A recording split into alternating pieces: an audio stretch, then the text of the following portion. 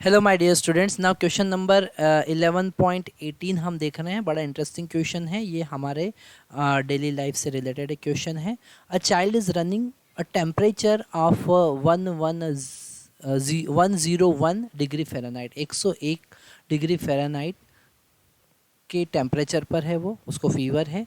Is given an antipyrine, that is the medicine that lower the fever, है ना, उसके fever को कम करने के लिए उसको एक ड्रग हमने दिया है, which cause an increase in rate of evaporation of sweet from his body. उससे उसके बॉडी से स्वीट के फॉर्म में जो स्टीम है वो इवापोरेट होती है। If the fever is brought down to 98 in 20 minute, 20 minute में हमको पता चला कि उसका फीवर जो है वो 110 से, है ना, 101 डिग्री फ़ारेनहाइट से 98 डिग्री फ़ारेनहाइट तक पहुंच जाता है। कितने मिनट में? T इक्वल टू 20 मिनट में। हमको फाइंड करना है what is the average rate of evaporation cause. ठीक है, रेट ऑफ इवापोरेशन कॉज मतलब कि कितना जो वेपर बाहर निकल रहा है पर सेकेंड, कितना वेपर निकल रहा है वो बताना है। By the drug assume that the evaporation mechanism is only way to heat loss in body, है ना, केवल इवापोरेशन की हेल्प से ही हीट लॉस हो रहा है। और अगर जो चाइल्ड है उसका मास 30 kg, specific heat of human body is approximate same as the water and the latent heat of evaporation of water at the temperature about 580 calorie per gram. Okay, तो यहाँ पर हमने heat gain is equal to heat loss का concept लगाना है। ठीक है, या फिर हीट जो बॉडी का हीट है ना, वो किसको मिल रहा है? वो वाटर जो बॉडी में प्रेजेंट है उसको मिल रहा है और उससे वो वेपर में कन्वर्ट हो रहा है। तो heat loss by body, heat lost by body, body ने कितना हीट लॉस किया? Q equal to m s delta T.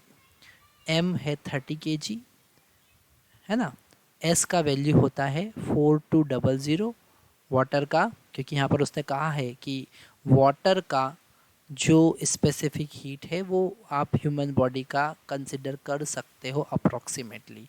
और डेल्टा टी है यहाँ पर हमारे पास में, हमको डेल्टा टी कितना है पहले देख लेते हैं। This delta t is equal to 101 minus 98, मतलब कि 3 डिग्री फ़ारेनहाइट। ठीक है, इसको हमको कन्वर्ट करना पड़ेगा डिग्री सेल्सियस में या डिग्री, या फिर चेंज को, यहाँ पर चेंज की बात कर रहे हैं, उसको केल्विन में कन्वर्ट करना है या डिग्री सेल्सियस में कन्वर्ट करना है। तो हम यहाँ पर लिख देंगे delta t is equal to 3 into 5 by 9 का हम मल्टीप्लाई कर देंगे। ओके, तो यहाँ पर हमको मिल जाएगा 5/3 और डेल्टा टी हो जाएगा 1.67 केल्विन या डिग्री सेंटीग्रेड। ओके, तो this delta t is equal to 1.67। Okay, तो यहाँ पर दिस इज़ हीट लॉस। अब हम बात कर रहे हैं हीट गेन की। किसकी बात कर रहे हैं? Heat gain. तो हीट गेन कौन कर रहा है भैया? हीट गेन कर रहा है जो उसका स्वीट है वो। ठीक है, तो वो होगा M इंटू एल, क्योंकि वो इवोपरेट हो रहा है ना, तो हमको वो M ही फाइंड करना है ना। M इंटू एल का वैल्यू दे रखा है 580 कैलोरी पर ग्राम, तो इसको भी हम कैलोरी पर ग्राम में कन्वर्ट कर लेते हैं, है ना। तो यहाँ पर 30 ग्राम, तो 30 इंटू 1000।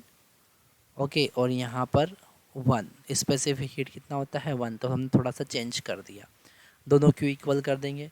तो M into 580 is equal to 30 into 1000 into 1.67।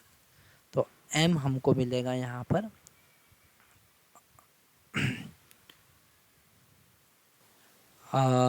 हम यहाँ से देखेंगे M का वैल्यू जब कैलकुलेट करेंगे तो हमको मिलेगा 86 ग्राम। कितना मिलेगा?